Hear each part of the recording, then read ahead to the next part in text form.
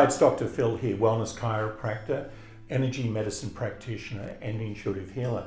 I want to talk to you today a little bit about women's health issues. Now, it might be a little bit strange that a male or a bloke is talking about these things, but I've been dealing with women's health issues for almost 4 decades.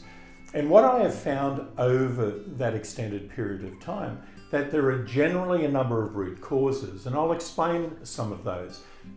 There are a lot of symptoms, whether it be the bloating, whether it be endometriosis, whether it be heavy bleeding, whether it be infertility, whether it be all sorts of any feminine reproductive organ space. But it can also be in the small intestine, which is one of the feminine energy points, and in the heart.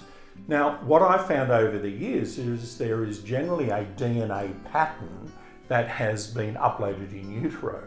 And why am I saying this? Because the uterus and ovaries are the center of a female's vulnerability. It's where they hold their vulnerability, they hold their fear, they hold their confusion, they hold the things that don't sit well within their being.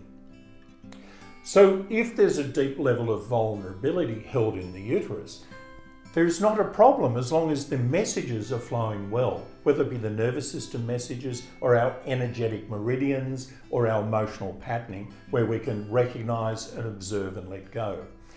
The challenge comes when there's an interference, when those messages are interfered with, and they can be interfered with our own thinking patterns or own thought patterns, can be our DNA patterns. Now, for example, if a person has been developed in the uterus as a young fetus and baby, and the mother is going through extreme fear or extreme vulnerability, and I've seen this with a lot of people whose mothers went through war, whether it be through the Middle East or from Timor, from the old Yugoslavia for the Baltic War, and even those older women that went through the Second World War, when there was fear, there was deep vulnerability, then that pattern got uploaded into their daughters. Now, it doesn't every time cause a problem, but those really chronic problems, there will be generally a deep-seated DNA, energy, emotional pattern that may be impacting it.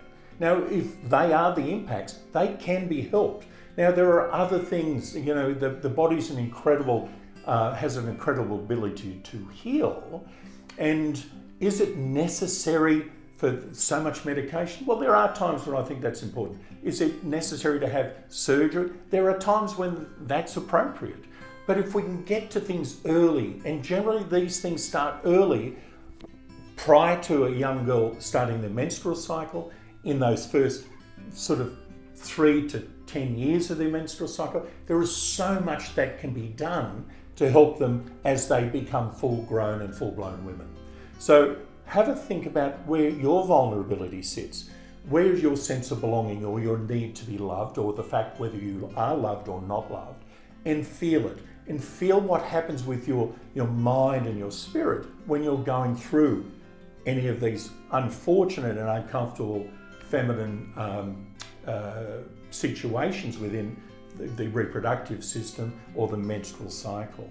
So I want you just to have a think about that. If you're watching this, go and have a talk to your naturopath. Go and have a talk to your Chinese medicine doctor. Go and have a talk to your osteopath.